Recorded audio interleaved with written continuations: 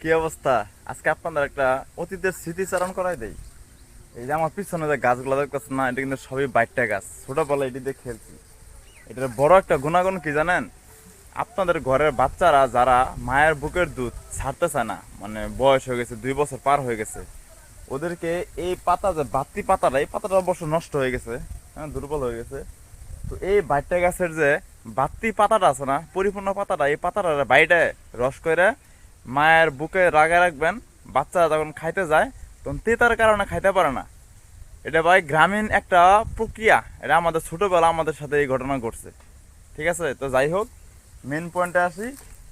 এই বিচিগুলোর ভিতরে কিন্তু একটা করে মার্বল আছে, বুঝছেন? এই মার্বল দিয়ে ছোটবেলায় খেলতাম। এই যে এই যে মার্বল, এই মার্বলগুলো দিয়ে ছোটবেলায় খেলছি আমরা। আর এই ফুলের পাতা, ফুলের মাথায়, এই ফুলের মাথায় একটা করে পরাগ আছে।